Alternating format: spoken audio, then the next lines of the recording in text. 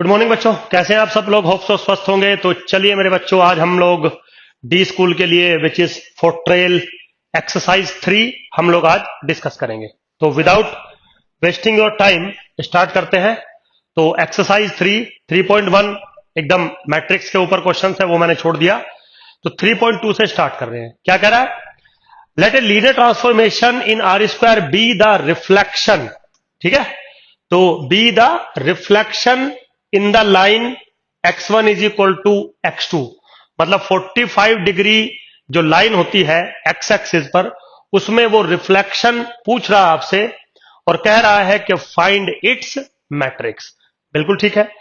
तो एक्चुअली में क्वेश्चन क्या है मेरे बच्चों, थोड़ा आप गौर से देखेंगे। क्वेश्चन ये है कि आप एक ट्रांसफॉर्मेशन बना रहे हैं t, जो कि आर स्क्वायर से लेके आर स्क्वायर के ऊपर है, और t of x y actually में बराबर है वाई एक्स के। या फिर आप ऐसे कह दीजिए t ऑफ x1 x2 बराबर है x2 x1 के। क्यों?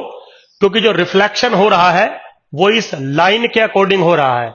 ये लाइन है x1 is equal to x2, तो कोई भी पॉइंट अगर ट्रांसफॉर्म होकर रिफ्लेक्ट होगा तो वो यहां पे रिफ्लेक्ट होगा विच इज x2 x1 के अंदर, अगर ये पॉइंट है x1 x2 तो। ठीक है बेटा। अब वो करेगा इसका ट्रांसफॉर्मेशन मैट्रिक्स बनाइए। तो ट्रांसफॉर्मेशन मैट्रिक्स जो आपका जो असाइनमेंट मिला है उसमें ये बिल्कुल सेम क्वेश्चन दिया गया है। तो सर ने कुछ ऐसा बोला हुआ है कि इसका ट्रांसफॉर्मेशन मैट्रिक्स आपको चाहिए, तो आप उसको मान लीजिए ए बी सी डी।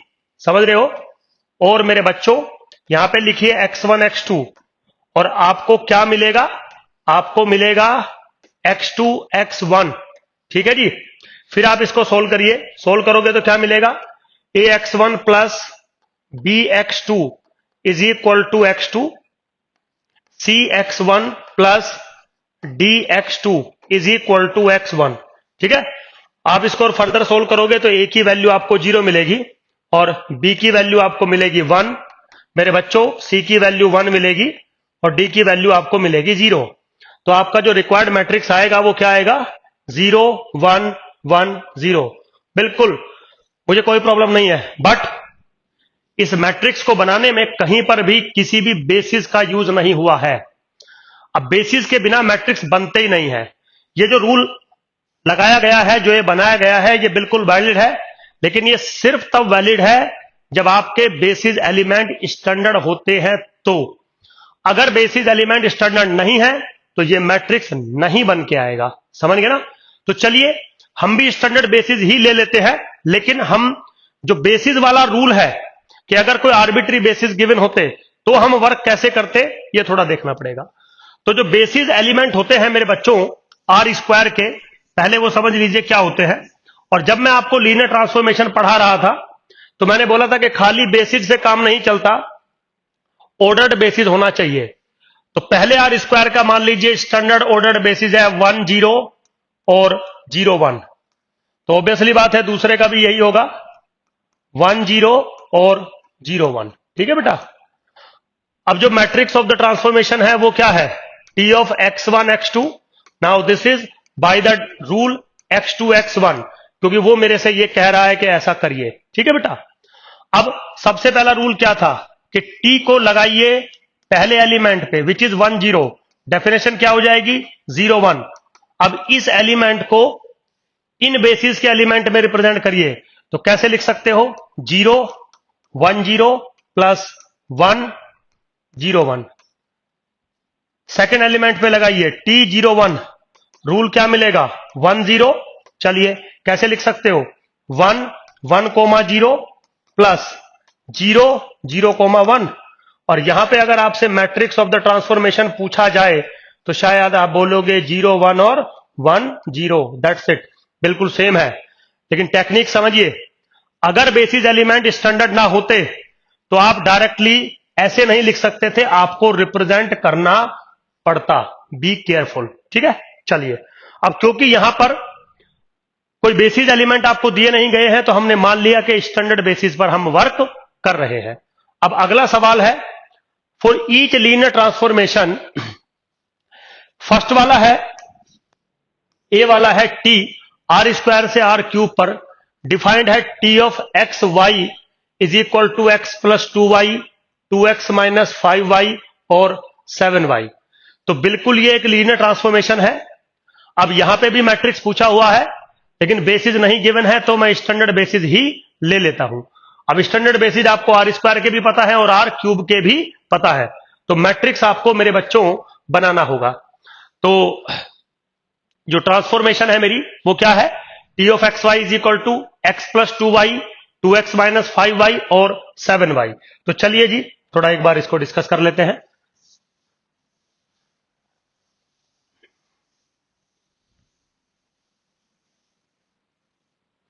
तो सबसे पहले तो मेरे बच्चों जो टी मेरी ट्रांसफॉर्मेशन है वो कहां से कहां तक है, आर स्क्वायर से आर क्यूब पे है, आर स्क्वायर से लेके आर क्यूब पे है। डेफिनेशन क्या है, T of x y is equal to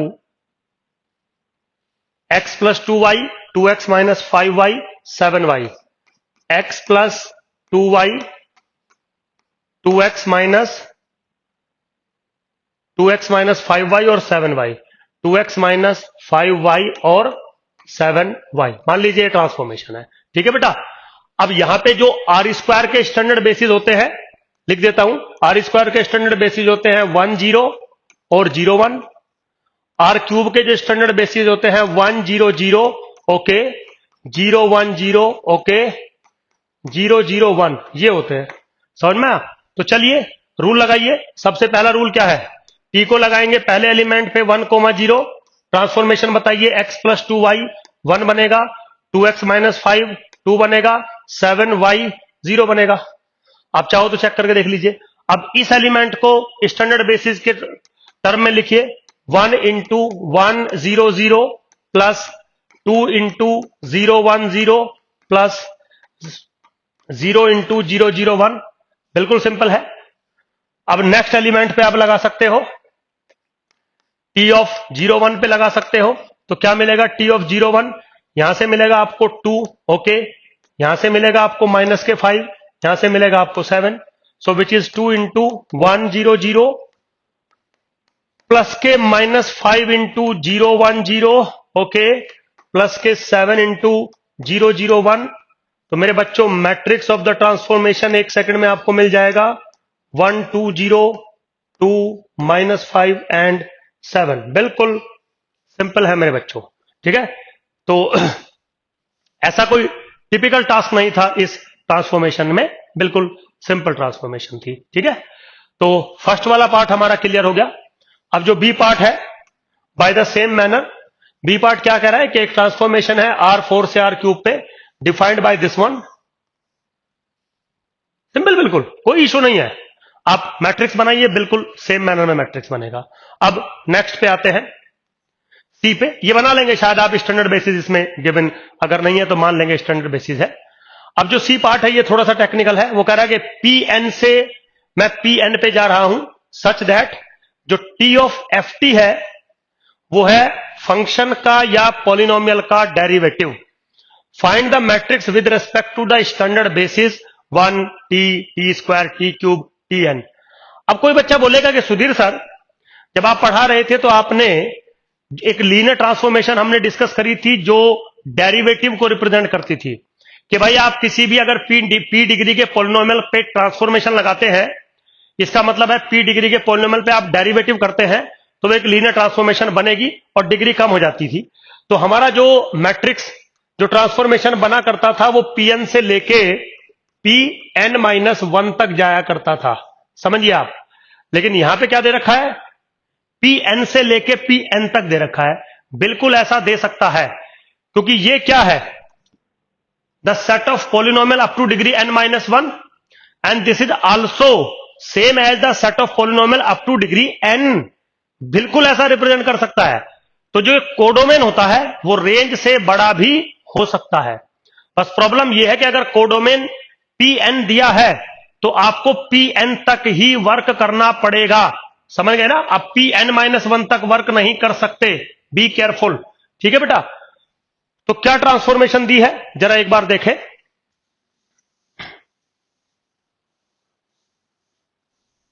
transformation का जो सिनेरियो है मेरे बच्चों वो कुछ डिफरेंट टाइप से डिफाइंड है। एक बार जरा ले लेते हैं उसको। वो कह रहा है कि टी मैंने एक बनाया पी एन से लेके पी एन तक such that T of f of x is equal to f dash x, या एक्स ना लिख के टी लिख लीजिए आप, f of t is equal to f dash t, doesn't matter, dash मतलब डेरिवेटिव, ठीक है। और इसके स्टैंडर्ड बेसिस दे रखे हैं। इसके स्टैंडर्ड बेसिस क्या है? 1 t square up to dot dot t n, ठीक है। इसके स्टैंडर्ड बेसिस क्या है? 1 t square up to dot dot t n minus 1 comma t n, standard basis दे दिए। अब वो ये कह रहा है कि भाई आप इसको थोड़ा सा मैट्रिक्स बनाइए। तो टी ऑफ 1 पहले चलेगा क्योंकि डोमेन का बेसिस एलिमेंट पहला है 1, जिसका डेरिवेटिव जब आप करोगे तो 0 आएगा। और 0 को आप कैसे लिख सकते हो? 0 into 1 plus 0 into t plus 0 into t square plus dot dot 0 into t to the power n minus 1। अब यहां पे आप n माइनस 1 तक ही रोक देंगे क्योंकि जो डेरिवेटिव करके जो पोलिनोमियल बनेगा उसका जो रेंज स्पेस होगा वो n माइनस 1 तक ही जाएगा। तो n तक लिखने की जरूरत नहीं है, लेकिन क्योंकि आप pn लिखा है तो स्टैंडर्ड बेसिस आप n तक ही लेके चलेंगे। अब बारी आती है t ऑफ t की। नाउ इसका डेरिवेटिव बनेगा 1 के बराबर। तो इसको मैं कैसे लिख सकता हूं? 1 into 1 plus 0 into t plus 0 into t square plus up to dot dot 0 into t to the power n minus 1। Now similarly T of t square किसके बराबर आएगा? 2t। Now this is 0 into 1 plus 2 into t plus 0 into t square plus up to dot dot 0 into t to the power n minus 1। Now similarly t of t to the power n, this is n t to the power n minus 1 which is 0 into 1 plus 0 into t plus 0 into t square plus up to dot dot n into t to the power n minus 1 आ गया। तो मेरे बच्चों ये सारे rule आपको समझा रखे हैं। नाउ जैसे ही अब आपसे पूछेगा इसका मैट्रिक्स बताइए, आप 1 सेकंड में क्या करेंगे? जो चीज हॉरिजॉन्टली लिखी है उसको वर्टिकली लिख देंगे। तो पहला कॉलम बनेगा 0 0 0 अप टू सोन 0। दूसरा जो कॉलम बनने वाला है वो 1 0 0 अप टू सोन 0। नेक्स्ट जो बनने वाला है वो 0 2 0 up to dot dot 0। Last क्या बनने वाला है? 0 0 0 एंड दैट्स इट। समझ में आया जी? आप आराम से इसको चेक कर लीजिए, ठीक है। अच्छा, जो अब इसकी जो डायमेंशन होगी, रेंज स्पेस की जो डायमेंशन होगी वो होगी n। तो ये बनेगा n क्रॉस n प्लस 1 का। अब चाहे तो चेक कर सकते हैं, बिल्कुल सिंपल है मेरे बच्चों। आगे जो है मेरा वो थोड़ा सा कॉम्प्लिकेटेड है, कॉम्प्लिकेटेड भी नहीं है, बस ट्रांसफॉर्मेशन जो दी है वो डिफरेंटली डिफाइन की गई है।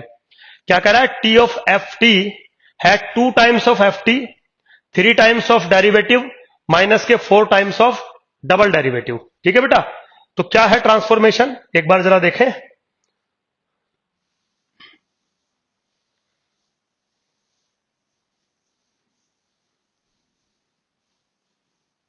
चलिए, तो टी एक ट्रांसफॉर्मेशन वो बना रहा है, टी एक ट्रांसफॉर्मेशन वो बना रहा है पीएन से लेके पीएन पे। एक बार चेक कर लेते हैं। T of f of t is equal to 2 times of f of t plus 3 f dash t minus 4 f double derivative at t, ठीक है। तो क्या है? 2 times of f t plus 3 times of derivative minus 4 times of double derivative. Standard basis के respect में आपको काम करना है। अब यहां पे डोमेन भी पीएन रहेगा और कोडोमेन भी पीएन ही रहेगा, क्योंकि यहां पे क्या है? ये n डिग्री का पॉलिनोमियल है, ये n-1 का, ये n-2 का। तो जैसे ही आप इनका कॉम्बिनेशन बनाएंगे तो अप टू डिग्री n का ही पॉलिनोमियल आपको मिलेगा। तो स्टैंडर्ड बेसिस आपको इसके भी पता है, इसके भी पता है। वर्क करिए। कैसे वर्क करेंगे? t को पहले लगाएंगे 1 पे। तो अकॉर्डिंग टू रूल अगर f ऑफ t 1 के बराबर है तो 2 इंटू 1 प्लस डेरिवेटिव करोगे तो 0 माइनस डबल डेरिवेटिव करोगे तो 0, तो किल मिला के 2 आया। और 2 को आप कैसे लिख सकते हो? 2 into 1 plus 0 into t plus 0 into t square plus dot dot 0 into t to the power n। पहला काम खत्म। सिमिलरली टी ऑफ टी अगर आपको चाहिए तो क्या होगा मेरे बच्चों, 2t plus 3 times F dash T, वो 1 के बराबर, माइनस के 4 टाइम्स 0 के बराबर। तो क्या मिलेगा आपको, आपको मिलेगा 2t प्लस 3। ओके, लेकिन 2t प्लस 3 को कैसे आप लिख सकते हो, 3 into 1 plus 2 into t plus 0 into t square plus dot dot 0 into t to the power n। तो मेरे बच्चों ऐसे एक सिमेट्री सी बनती चली जाएगी। तो लास्ट में जब आप लोगे t to the power n तो क्या आएगा, 2 times t to the power n plus यहां पे क्या आएगा, यहां पे आएगा मेरे बच्चों 3 times n t to the power n minus 1। Now 1 4 times double derivative करोगे तो n minus 1 into t to the power n minus 2। ठीक है, ये बनेगा। अब इसको लिखने का तरीका very easy, this is what, 0 into 1 plus 0 into t plus 0 into t square plus dot dot करते चले जाइए। लास्ट में जाके जो थर्ड टर्म बचेगी, जो थर्ड लास्ट टर्म बचेगी, वो बचेगी माइनस के 4n n minus 1, okay, t to the power n minus 1 plus 3n t to the power n minus 1, now plus 2 to the power. बन गया बेटा, बस अब इसको ऐसे रिवर्स कर दीजिए, आपका मैट्रिक्स तैयार हो जाएगा। ठीक है, तो मैट्रिक्स आपका कैसे तैयार होने वाला है, जो पहला है ये वाला, इसको जब एज ए कॉलम ट्रीट करोगे तो 2 0 0 अप टू सोन सब 0। जो सेकंड वाला है यहां से लेके यहां तक, तो कैसे ट्रीट करोगे, 3 2 0 अप टू सोन 0। अब लास्ट वाले में सब 0 0, लेकिन ये लास्ट वाली टर्म्स बचेंगी। सबसे लास्ट बचेगा 2, उससे पहले बचेगा 3n, उससे पहले बचेगा माइनस के 4n n माइनस 1, बाकी सब 0। बन गया matrix n plus 1 cross n plus 1 का। बहुत सिंपल होता है बच्चों, कोई भी ऐसा टिपिकल टास्क नहीं होती, बस आपको पता होना चाहिए। हां, जैसे ही वो नॉन स्टैंडर्ड बेसिस देगा तब आपकी कैलकुलेशन थोड़ा टिपिकल बन जाएंगी, उसको आपको केयरफुली डील करना पड़ेगा, ये ध्यान रखिएगा। चलिए आगे चलते हैं बच्चों, थर्ड क्वेश्चन ले लेते हैं। क्या कह रहा है, find a 3 cross 3 matrices representing the transformation is R cube. ठीक है, तो पहला है project every vector on to x y plane. तो अगर आप 3 क्रॉस 3 के मैट्रिक्स की बात कर रहे हैं तो कंफर्म आपका जो मैट्रिक्स होगा वो R3 से R3 पे जाएगा। अब वो कह रहा है कि पहले वाले क्वेश्चन में, यानी कि ए पार्ट में क्या करना चाहता है, वो प्रोजेक्ट करना चाहता है every vector on to the x y plane.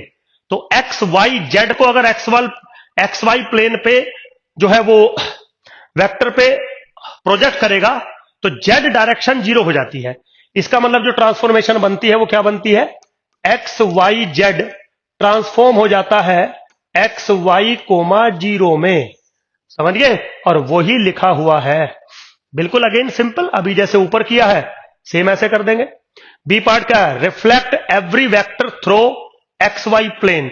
अब आपको एक्स वाई प्लेन के थ्रू रिफ्लेक्ट करना है।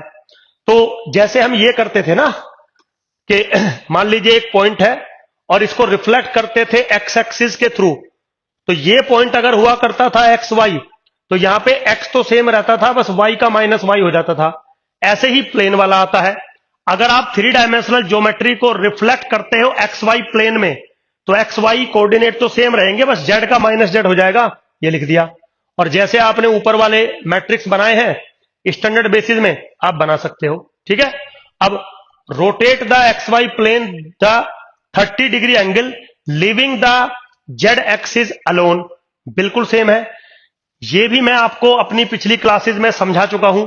ये कैसे बनेगा, T of x y z is equal to x dash y dash और जेड बनेगा। 3 डायमेंशनल ज्योमेट्री है, एक्स एक्सिस को अलोन छोड़ दिया, अलोन मतलब एक्स एक्सिस को चेंज नहीं करना है, सॉरी जेड एक्सिस को अलोन छोड़ दिया, जेड एक्सिस को चेंज नहीं करना है, बट एक्स और वाई प्लेन को 30 डिग्री आपको रोटेट कराना है। बस प्रॉब्लम ये है कि यहां पे रोटेशन का ये नहीं दिया कि क्लॉकवाइज है या एंटी क्लॉकवाइज है। तो अगर ऐसा नहीं दिया तो मैं हमेशा एंटी क्लॉकवाइज मान के चलता हूं, और अगर आप एंटी क्लॉकवाइज मान के चलेंगे तो आपको एक्स डैश निकालना है और वाई डैश निकालना है। और एक्स डैश आप समझ गए थे कैसे आया था, शायद आपने मतलब बताया होगा, R cos theta plus gamma करके बताया था, and this is R sin theta plus gamma करके बताया था। बिल्कुल जो 2 डायमेंशनली में हमने बात करी थी सेम वही रखेंगे यहां पर भी, बस क्या कर देंगे, जो जेड एक्सिस है उसको सेम रखेंगे। वेरी सिंपल, कोई भी ऐसा रॉकेट साइंस नहीं है, बहुत आसान था मेरे बच्चों ये सब। लास्ट क्वेश्चन ले लेता हूं। Let A B a linear transformation, a कोई लीनियर ट्रांसफॉर्मेशन है, Z is the centre of the straight interval X Y. तो जेड जो है मेरे बच्चों, अगर आप गौर से देखें, जेड एक्स वाई का सेंटर है, तो सबसे पहले तो जेड होगा एक्स प्लस वाई बाई 2, ठीक है। और ए जो है वो लीनियर ट्रांसफॉर्मेशन है, तो ए जेड किसके बराबर बनेगा, a of x by 2 plus y by 2, क्योंकि जेड जो है वो एक्स प्लस वाई बाई 2 के बराबर है। नाउ दिस इज, क्योंकि ए लीनियर ट्रांसफॉर्मेशन है, so this is 1/2 a x plus 1/2 a y. थोड़ा सा सिंप्लीफाई करेंगे तो क्या बनेगा, ये बनेगा a x plus a y by 2, and this is what, this is the centre of a x और ए वाई। तो अगर आप किसी भी लीनियर ट्रांसफॉर्मेशन को किसी इंटरवल के सेंटर पे लगाते हो या इंटरवल के कॉन्वेक्स कॉम्बिनेशन पे लगाते हो, तो जो लीनियर ट्रांसफॉर्मेशन का रिजल्ट आता है वो भी सेम कॉन्वेक्स कॉम्बिनेशन या सेंटर ही आपको प्रोवाइड करता है। बिल्कुल सिंपल। फिर भी अगर कोई डाउट हो, कंफ्यूजन हो, आप मुझे मैसेज कर सकते हैं। होप सो आपको समझ में आया होगा। थोड़ा फास्ट मैंने कराया है क्योंकि डी स्कूल है तो थोड़ा फास्ट ही चलेगा मेरे बच्चों। Thank you very much, bye.